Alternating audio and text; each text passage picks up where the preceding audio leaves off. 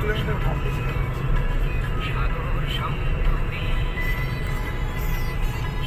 অনুযোগ পাচ্ছি।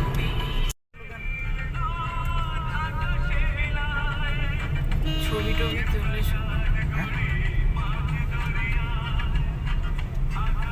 4 নম্বর গেটে যেতে হবে।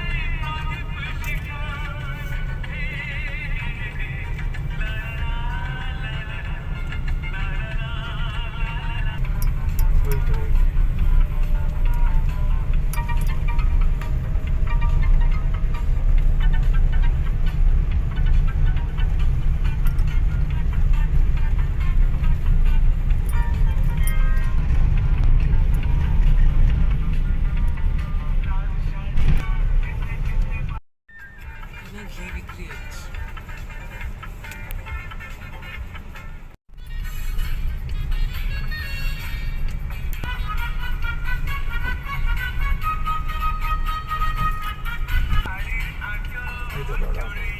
না Govinda Your destination is on the right.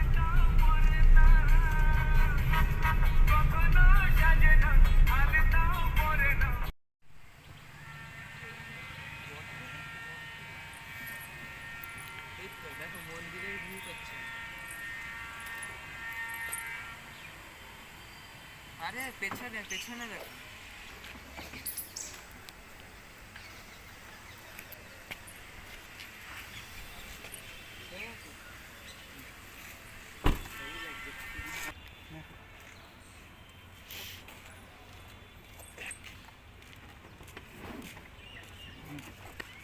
আর ওই গ্যাপ নেবেন কি?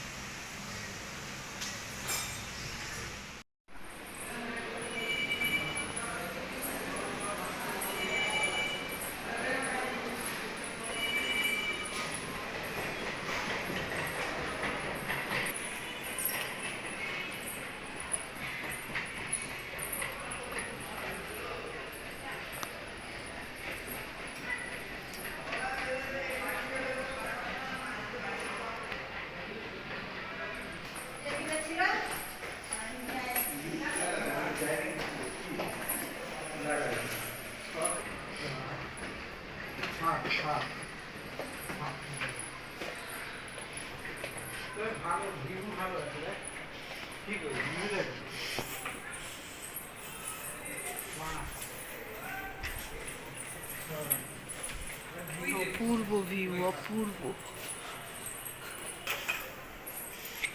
আমরা এই ঘরে থাকবো, এইখান থেকে এই যে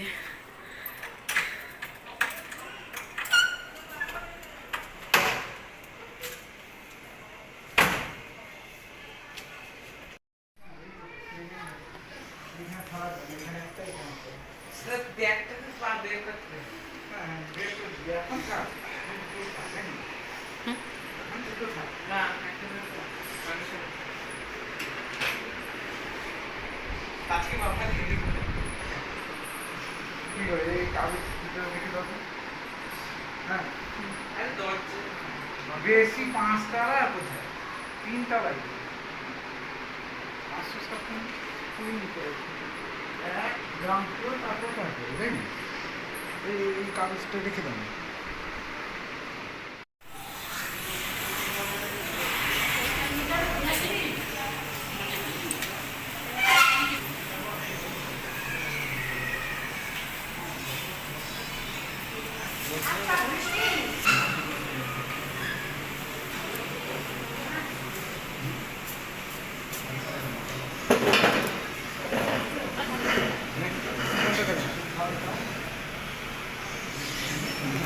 চারশো ষাট।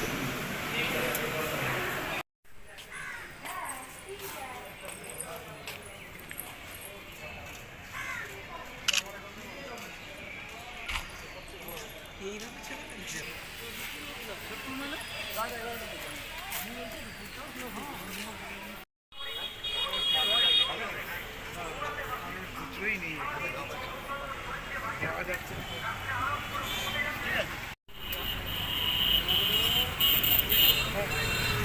এটা নিমাই জল নিমাই জল নিমাই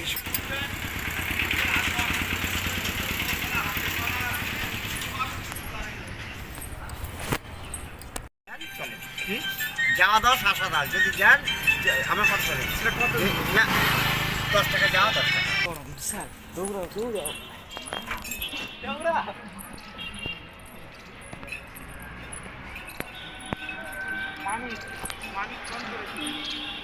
কেন?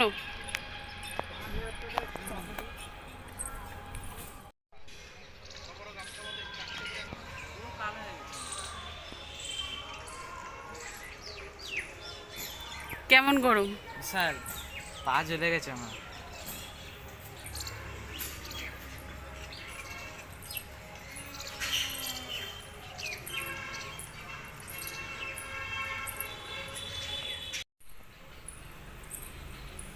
হুম?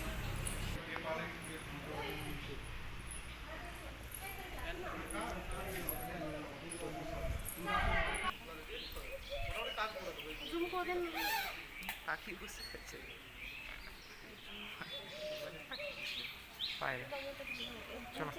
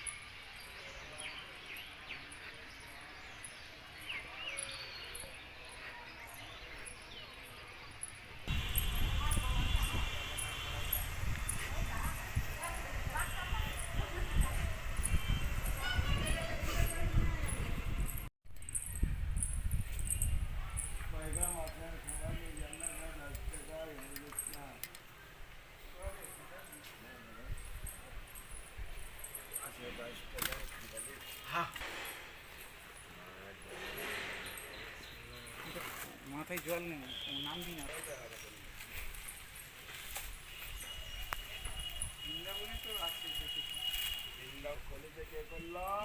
জলে পা দিবি না, একটু একটু ছিটিয়ে ছিটিয়ে আমাকে একটু দিয়ে দে,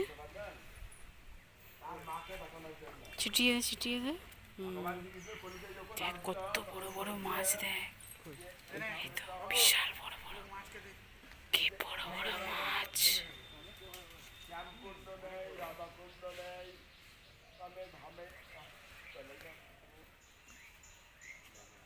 তুমি দাও আগে, ভেঙে ভেঙে গুঁড়ো করে দাও। দূরে দূরে দে না, দেখবি খেতে আসবে। দে, এইখানে দে, এই তো মাছগুলো আছে। হ্যাঁ, ওই যে আসছে।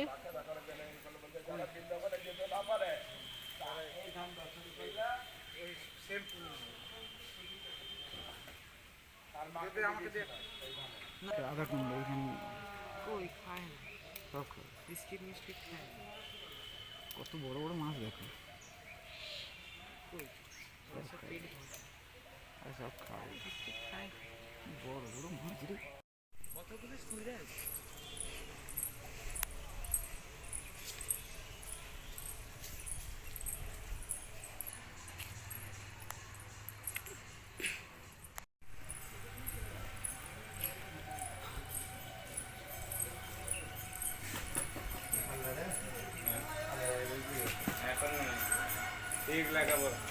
কলম না করে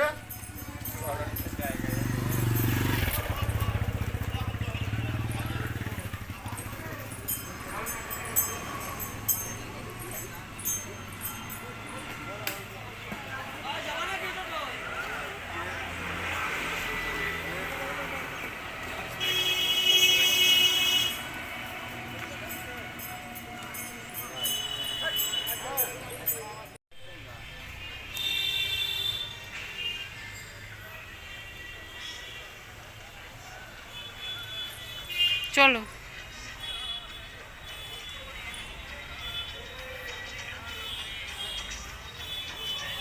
আবার আসবেন, তখন দেখা হবে।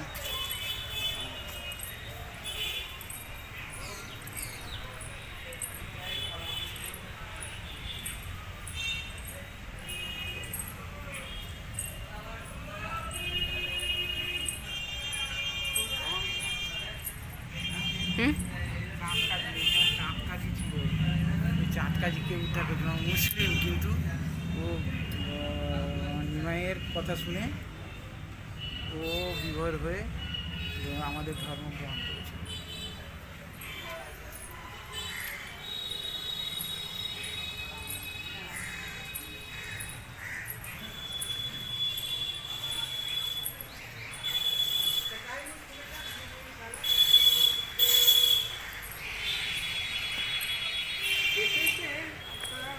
চাঁদকাজি সমাধি স্থানে লেখা রয়েছে। সমাধি দিয়েছিলেন কে? মহাপ্রভু নিজে। কাকে সমাধি দিয়েছিলেন? চাঁদকাজি নামক ওই ভদ্রলোককে মৃত্যুর পরে নিজের হাতে মাটি দিয়ে সমাধি দিয়েছিলেন। তো চাঁদকাজি নাম শুনে বোঝা যাচ্ছে তিনি মুসলিম ছিলেন।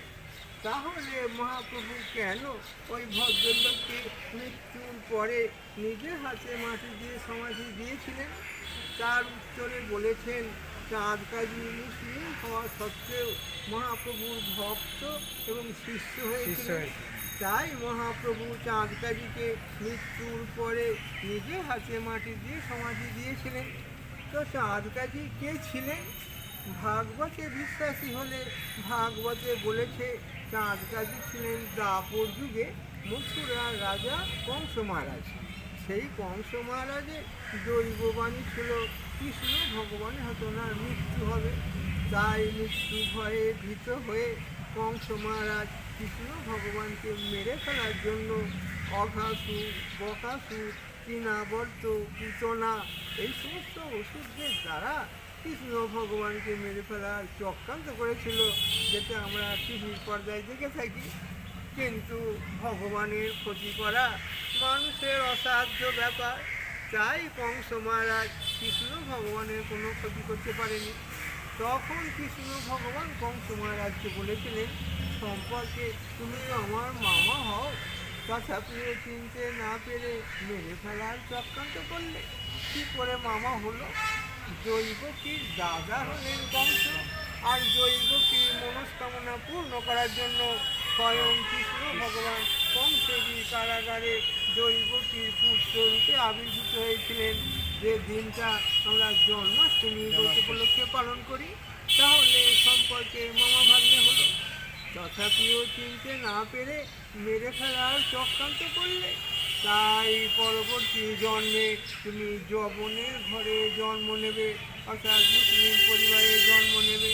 সেই দাপর যুগের কংস মহারাজ কলিকালে ভাগবতের কথা অনুযায়ী চাঁদ কাজী হিসাবে জন্ম পেলেন। তো কংস মহারাজ যখন বুঝতে পারলেন আমি অভিশপ্ত হলাম, তাহলে উদ্ধার পাবো কী করে বলে মনে মনে অনুতপ্ত হয়ে ভগবানের শরণাগত হলে তখন অন্তর্যামী কৃষ্ণ ভগবান কংস মহারাজকে বলেছিলেন আমি তোমাকে উদ্ধার করব কলিকালে। যখন নবদ্বীপের মায়াপুরে সতীমায়ের গর্ভে চৈতন্য ভগবান অবতীর্ণ হব, সেই সময় তোমাকে উদ্ধার করব।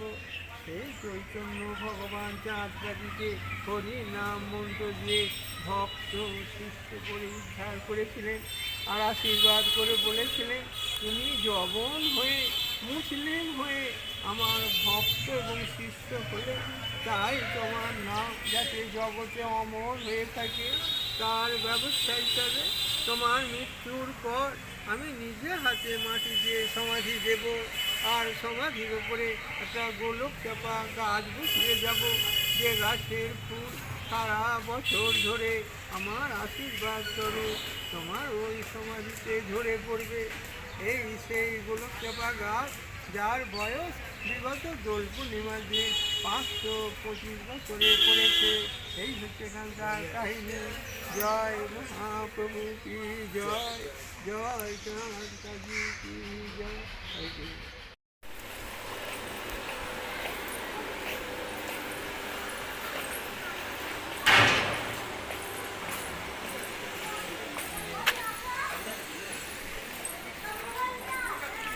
রাধা মাধবকে দর্শন করে এবার আমরা আবার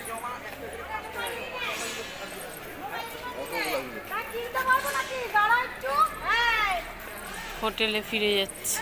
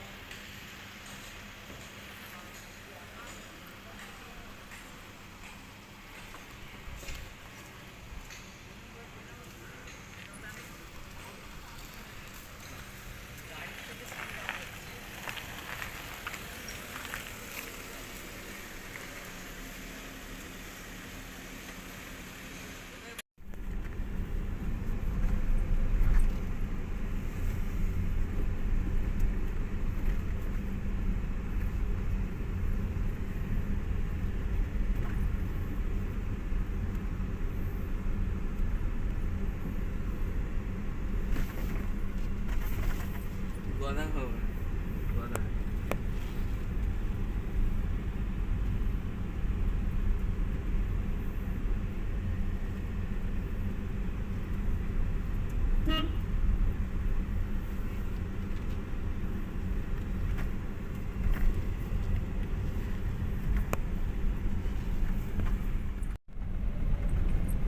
হ্যাঁ এইখানে যাচ্ছি আমরা, এইটাই আমরা ছিলাম, এত ঘুরে আসতে